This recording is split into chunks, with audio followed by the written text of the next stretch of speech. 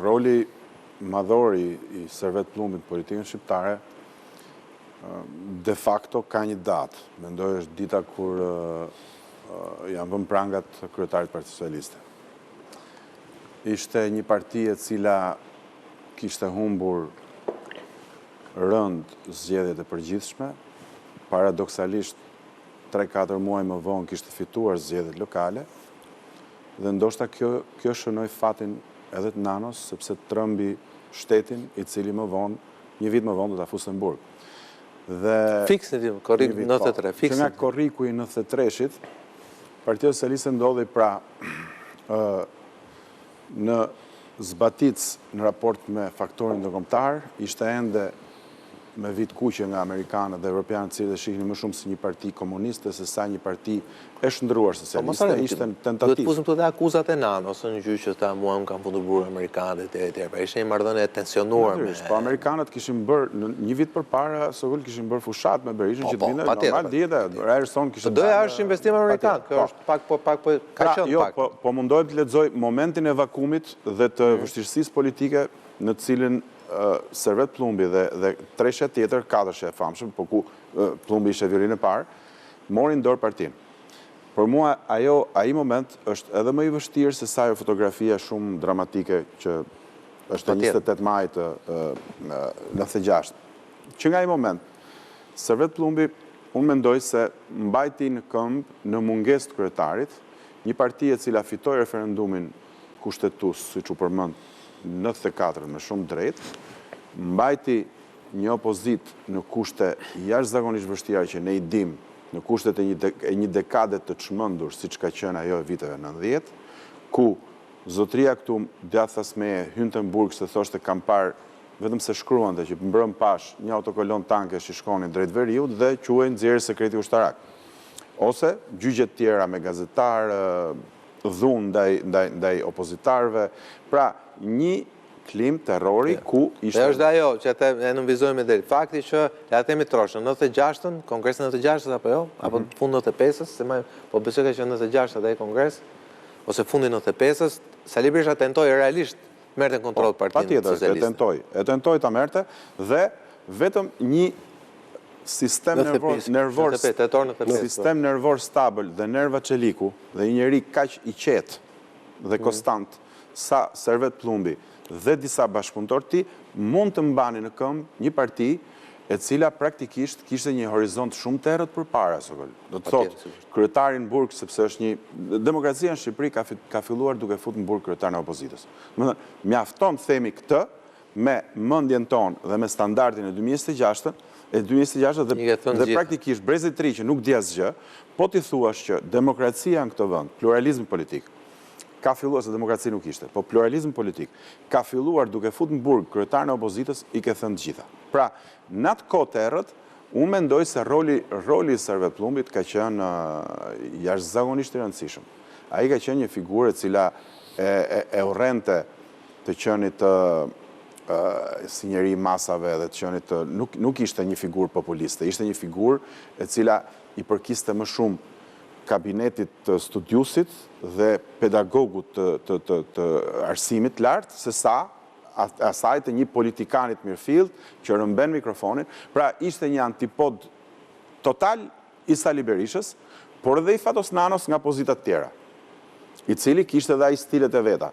Dhe siç e vërtetoi dhe historia më vonë, edhe mes tyre nuk do të shkonin mirë punët, Nano izoluar në Bënç, filloj me ato letrat e tij, etj, gjithë të dyshime, sepse largësia, izolimi, etj, dhe krijojnë, imajsin problemet, por megjithatë, deri diku kishte drejt. Servet Plumbi dhe bashkëpunëtorët e tjerë të tij mundën që në mungesë të Nanos, derisa ai doli nga burgu në pranverën e 97-ës, të mbanin në këmbë një parti e cila praktikisht u vërtetua, jo vetëm fitoi atë referendumin që thamë më parë, por u vërtetua se nuk e kishte paksuar elektoratin, por ishte fuqizuar dhe erdhi në pushtet.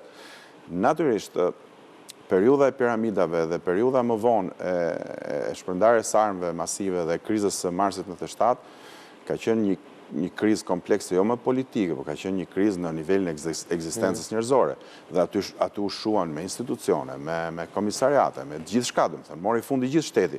Dhe në këto kushte unë them se të bëje politik ishte një zanat dhe edhe negociatat me Berishën për qeverinë e Bashkim Finos, e kanë parë Servet Pllumbi si një politikant të rangut parë dhe prezent në ato momente shumë delikate. Po mbetem tek vitet 90 sokol që unë gjykoj që ato kanë qenë më vendimtaret dhe ato për fat keq dhe ato përcaktuan dhe dekadat që do vinë. Ato përcaktuan dhe ende ne nuk i kemi shlyer pasojat e dekadës parë në dekadën e tretë. Po, më vonë ai ka qenë një autoritet më shumë shpirtëror dhe si thuash një autoritet moral i partisë, se sa një politikan i vendimarrjes.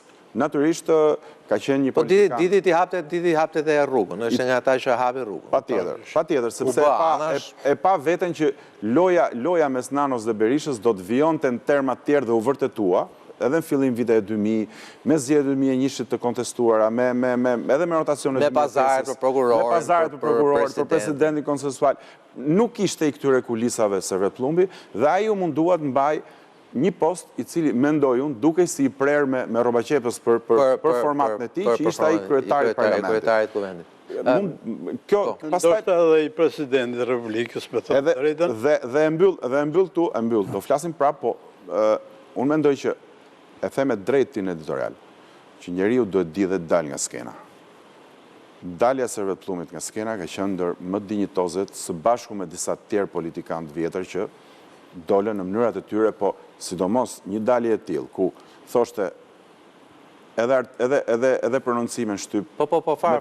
Pak, po duash hajde shihemi në kafe. Po në kafe sa duash. Nuk dëshironte më të ishte pjesë e kësaj zallamahie që quhet. Thjesht e mbylli kapitullin dhe kaq. Sigurisht Plator, ajo që më bën përshtypje është modeli që paraqet Pllumbi, i cili e thash në editorial, është një modeli i një politikani normal, që normalisht nuk do të merrte kaq shumë kohë komentet tona.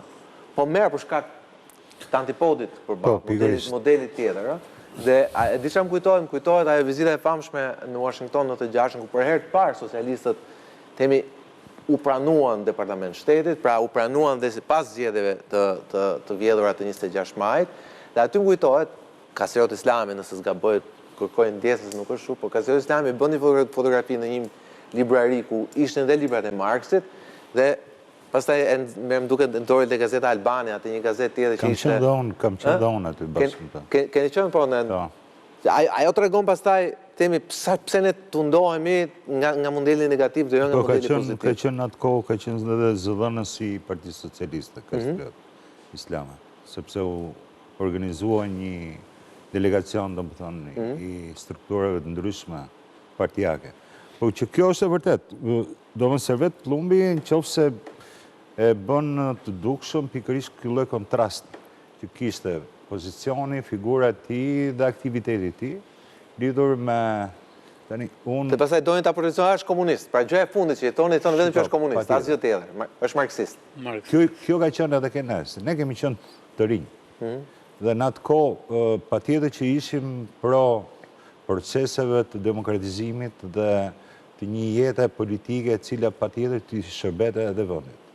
Me një model si Berisha, paktën ne kuptuam shumë shpejt që ky vend nuk është se do bënte përpara dhe ata që morën përsipër për ta bërë këtë proces nuk do dështonin shumë shpejt. Por kjo nuk na bënte ende që të kuptonim apo që të thonim që do të shkonim nga krau tjetër. Servet Pllumbi, Gramoz Ruçi apo Dokli na dukeshin vjetër, na dukeshin edhe në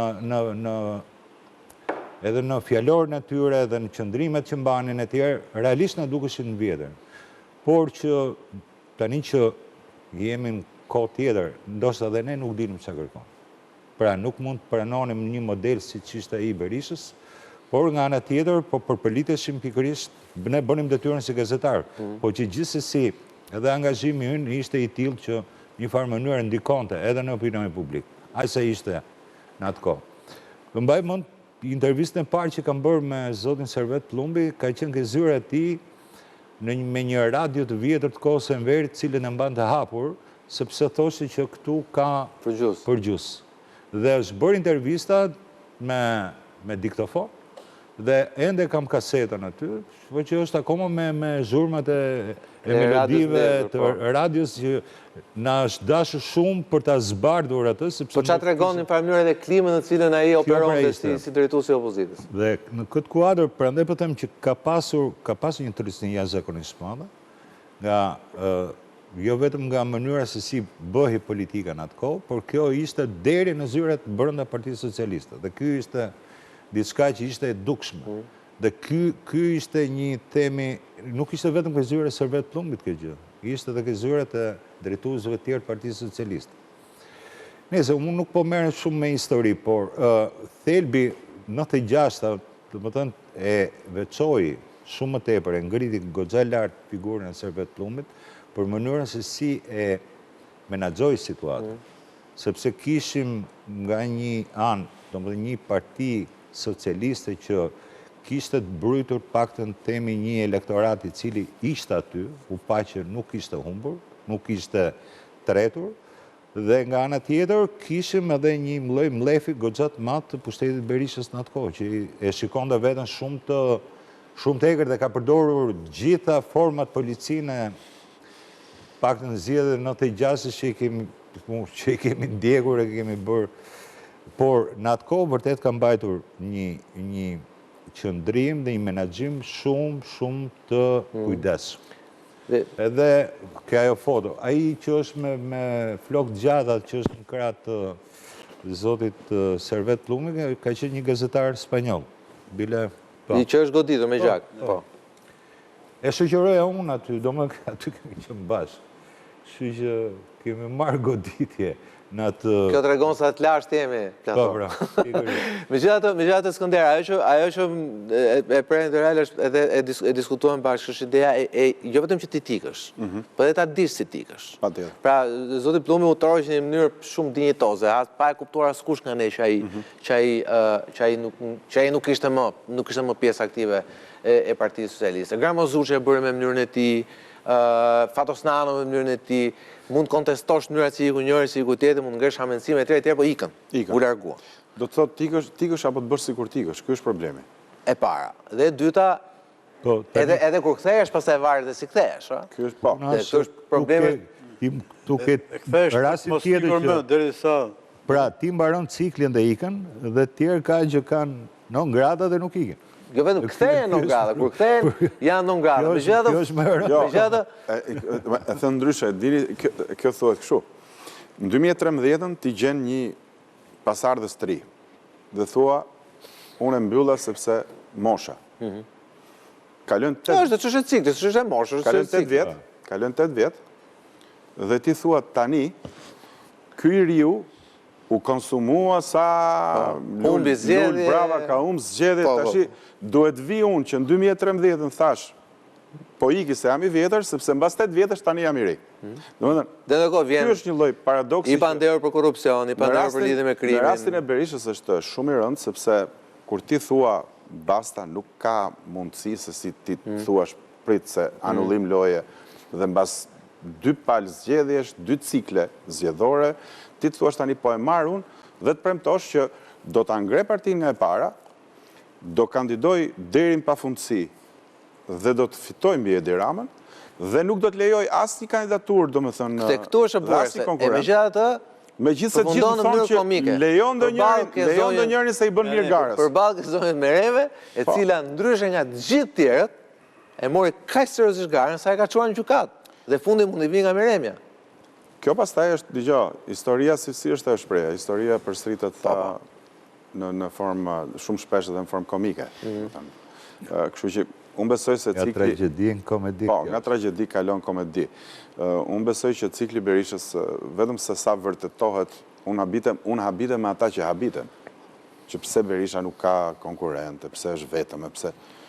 Habia do t'ishte, po t'kishte, sepse realisht, doktori është mësuar që në atë parti, jo që s'do konkurrent, zoti Meçe e di fort mirë, jo që s'do fraksione, dikush kujtone me drejt kandidimin tek pull për si presidenti i Republikës 92-shën, dhe ai ka qenë një moment shumë i rëndësishëm.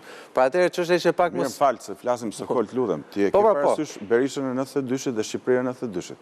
Ne akoma kishim në atë moment idenë, unë e kisha, ja ky që flet kështu sot, sepse janë 34 vite të kaluara. E kishim idenë se nuk ishte thjesht fitore zgjedhjesh ajo e parlamentit, po ishte ndrim sistemi, se ashtu që. Dhe ardhja e Berishës pas dorëheqjes së Ramizalis ishte gjithashtu pjesë e ndrimit sistemit dhe nuk ishte një rotacion i thjesht i dy presidentëve në zyrën e tyre. Domethënë, Berisha në 92-shin ka qenë njëra gjë dhe falet shumë çka.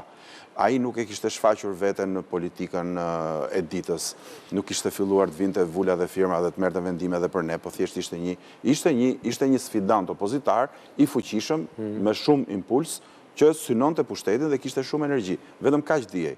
Po që kjo energji do dilte shumë më tepër negative se sa pozitive, këto ta tregonin vitet që erdhën. Dhe Berisha sot nuk mund të krahasohet me atë sepse janë 34 vite në mes. Ka ndryshuar Shqipëria, kanë lindur breza njerëzish që nuk e dim fare çfarë është as në 92-shi, as në 91-shi, as komunizmi, jo. Pra, po fillojnë të harrojnë në 2011-ën. Po fillojnë të harrojnë, po harrojnë shumë gjëra. 2011. Absolutisht. Edhe kur vdiq Fatos Nano, i duhet kujtuar se çfarë ishte, si ishte etj, se ka shumë të rinj se njohin. Si s'ka dhe politikan brenda Partisë Socialiste sot që nuk e din se kush është Servet Plumbi. Mos u habit. Edhe kjo është. Edhe kjo është. Mirë, flasim pak për temi finalen e dramës, e tragjedisë, e PD-s, e komedisë Berisha. Pra fakti që përfundon me një zonjë që doli nga hiçi, që menduam që ndoshta ishte futur për të bërë lojën, dhe befas ajo e çon në gjykat. Pra në gjykat sot normalisht është një padije një zonje e cila dhe me logjik thjesht mund të shënoj fundin zyrtar Berishë si kryetare e PD-s. Si zyrtare, formal. Se në fund fare, ka përballë një statut cilin Berisha ka shkel me 2 këmbë. Në me lejon të bëj një korektim para se të futëm të qarrosh. Unë sot flas për Servet Plumbin, jo si model i kundërt i Berishës. Sepse në momentin kur unë fut tavolinë krahasim e Servetit me Saliun, në vlerësoj atë figurë dhe ofendoj atë figurë. Dhe realisht e ofendoj. Jo vetëm janë shumë largë, por nuk janë për të debatuar me njëri tjetrin. Kur të vim të filozofia modelit të shkëputjes, është tjetër gjë pastaj. Për atë flasun vetë. Po, qartë. Të shkëputje, a vetëm të shkëputje. Dhe këtë duhet ta precizoj sepse pra ne